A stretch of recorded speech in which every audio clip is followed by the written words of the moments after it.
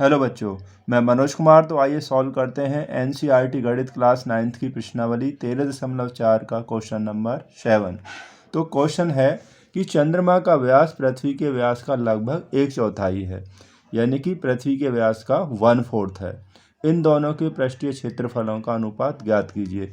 देखिए, चंद्रमा और पृथ्वी दोनों क्या होते हैं, एक स्फेरिकल यानी कि गोले के आकार के होते हैं।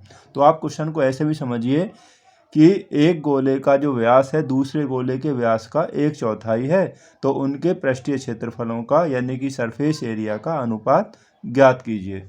तो हम यहाँ पर मान लेते हैं कि पृथ्वी का जो व्यास है उसे 2x मान लेते हैं।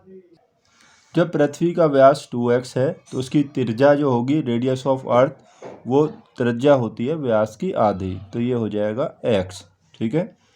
तथा चंद्रमा का व्यास, अब जो चंद्रमा का व्यास होगा वो पृथ्वी के व्यास का कितना होगा, 1/4 होगा।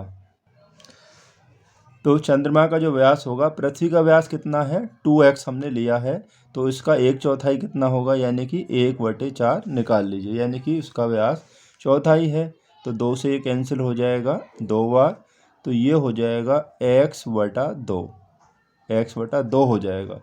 इसलिए चंद्रमा की जो त्रिज्या होगी, चंद्रमा की जो त्रिज्या हो जाएगी वो इसकी आधी हो जाएगी रेडियस ऑफ मून, तो ये होगी। अब हमारे पास जो इसका व्यास है x/2 है, तो त्रिज्या जब निकालेंगे तो इसका आधा कर देंगे। किसी भी व्यास का जब त्रिज्या का निकालना है, आधा करना है, तो आप 1/2 से गुणा कर दीजिए, तो वो उसका आधा हो जाता है, यानी कि हाफ। तो ये हो जाएगा x/4। ठीक है। अब हमारे पास देखिए, पृथ्वी की जो त्रिज्या है वो x हो गई और चंद्रमा की जो त्रिज्या है x/4 हो गई, यानी कि दो गोले हैं, उनकी पहले की त्रिज्या x हो गई और दूसरे की जो त्रिज्या है x/4 हो गई। हमें पूछा है पृष्ठीय क्षेत्रफलों का अनुपात। अब चंद्रमा यहाँ पर क्वेश्चन में देखिए, चंद्रमा पहले लिखा हुआ है तो ये ऊपर लिखा जाएगा और पृथ्वी बाद में तो वो नीचे लिखा जाएगा, यानी कि पृष्ठीय क्षेत्रफलों का अनुपात बराबर चंद्रमा का पृष्ठीय क्षेत्रफल बटे पृथ्वी का पृष्ठीय क्षेत्रफल।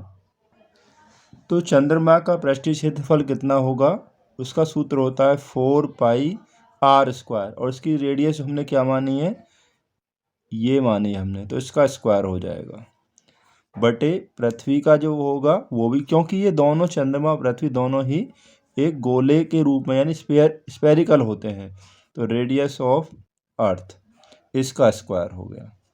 ठीक है।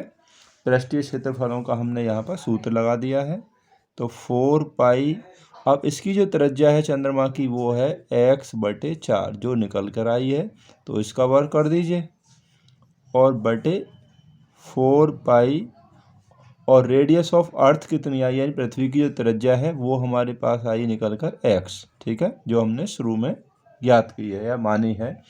अब 4π से आप 4π ही कैंसिल कर दीजिए।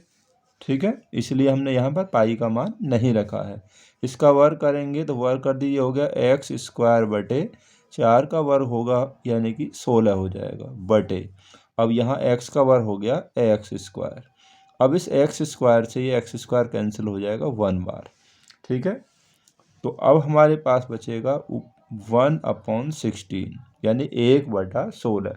अब 1/16 का मतलब हो गया 1:16, यानी कि इनके जो पृष्ठीय क्षेत्रफलों का अनुपात आ गया चंद्रमा पृथ्वी के 1:16 हो गया।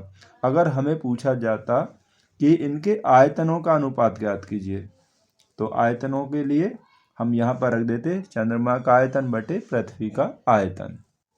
जो पहले दिया है आपको ध्यान रखना, वही आपको ऊपर रखना है। तो thanks for watching this video, मिलते हैं अगली वीडियो में।